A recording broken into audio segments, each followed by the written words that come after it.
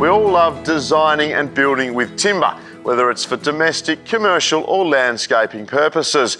We also know the good news stories about wood. It's sustainable, it helps tackle climate change, it even makes us feel good with its biophilic effects. But when you choose or specify to use wood, the question of durability arises. Just how long is the service life of the timber you're using? Is it fit for purpose? Let's look at some of the factors behind choosing the appropriate timber for the right job.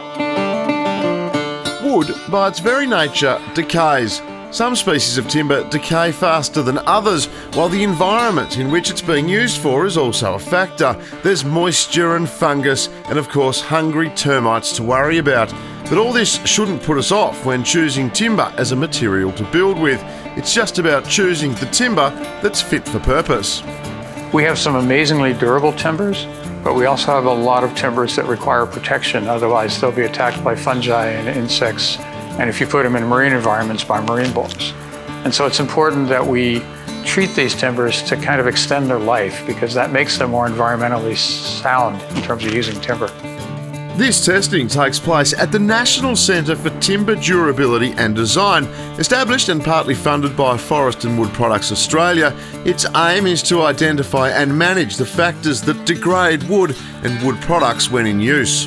Humans have been trying to protect timber for centuries, right? They used to, like the Phoenicians used to smear things on the boats to keep them out lasting longer. People dipped things, and we used all kinds of chemicals unsuccessfully. And it wasn't until about the 1830s that people actually started to figure out how to protect wood. And the first thing they made was creosote. And they actually then took that and figured out a way to get it in the wood. And that was all done for the British Navy. And we still use creosote today because it's a highly effective preservative. And our processes aren't that different from what people used in the 1830s. They've just become more controlled, and they're really important in terms of extending the service life of timber. This is one of the many methods used. It's in-ground field trials intentionally located in ultra-severe environments to accelerate timber breakdown and test new treatments. These have been out for about 2.5 years, and you pick up the timber and you poke at it. And so these are examples. You can see there's quite a lot of decay here. And so I would take the material with my little pointy stick and I would poke around, and I would estimate the percentage of area that's damaged by the decay fungus.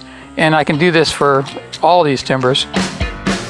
It's at a timber treatment plant such as this, where untreated wood comes in, goes through its various treatment processes and leaves ready to tackle anything nature can throw at it.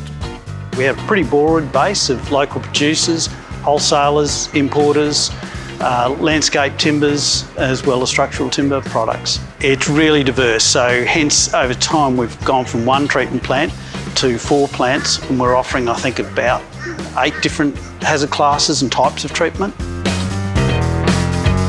A pack of timber is rectangular or square, and the advantage of using a square vessel is that you don't use as much liquid, whereas if you've had a round vessel, then you'd have to have a lot more liquid to fill the void space in there. The processes are various combinations of vacuum and pressure. It's targeted to the product that you're being used. In Australia, timber is treated to 6 different hazard classes. These range from using timber in dry indoor conditions right through to the marine environment. The Timber Preservers Association of Australia represents the country's preserving industry and says it's easy to choose the timber you need by interpreting a set of numbers branded on each product. The information that you need to decide the right product for the right job is actually pretty easy to find, Jack. It's actually written on all the products. Tell us about this brand. Okay, this is on our technical note number 1 on the website. The 488 tells me the treatment plant. The 75 tells me the active ingredient that it's been treated with. Yep. And the H2F tells me it's protected against termites and is for framing. That means south of the Tropic of Capricorn. Now the 75, there are 11 active ingredients currently approved for use in Australia. Yeah. And they're expensive to analyse for every one. Right. So that's why that tells me what to analyse for. Okay, so we know, so that tells us what's in it, that tells us where it's from, and that tells us what you can use it for. It's all pretty simple. In terms of method, the idea of wood preservation is to get the preservative into the wood. So you've got to basically, very broadly, two techniques. You've either pull a vacuum on the wood and then flood it with preservative, and the preservative gets sucked into the wood, or you heat the wood, and the heating drives the air from the wood, and when you cool it down, it sucks the preservative in. There are different solvents. There are water-based preservatives and there are organic solvent-based preservatives, and each different carrier, each different solvent determines the method used to do the treatment. Treated timber is perfectly safe to touch as part of the construction process because the active ingredients have been fixed into the wood.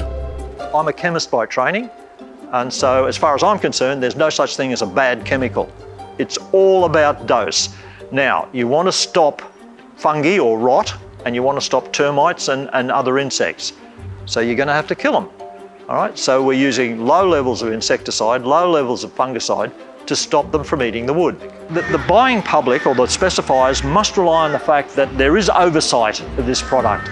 It would not be approved if it was dangerous. It would not be approved. And the currently approved chemicals are under review all the time.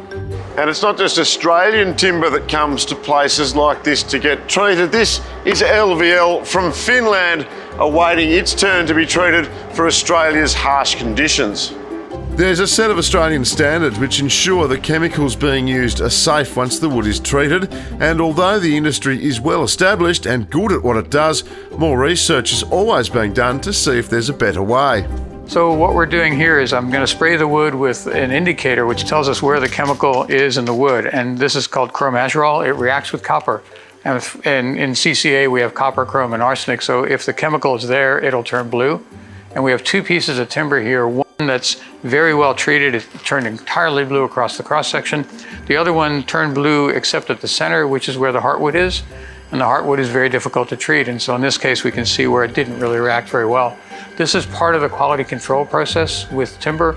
We take samples, we cut them up, and we spray them to see if the chemical is across the cross-section, and then we can take that piece and cut out pieces to assay it chemically so we can make sure that the chemical is where we want it at the right level for the particular hazard class we're using. To find out more about which timber is right for your job, visit the Timber Preservers Association of Australia's website. There you will find easy to understand fact sheets and information.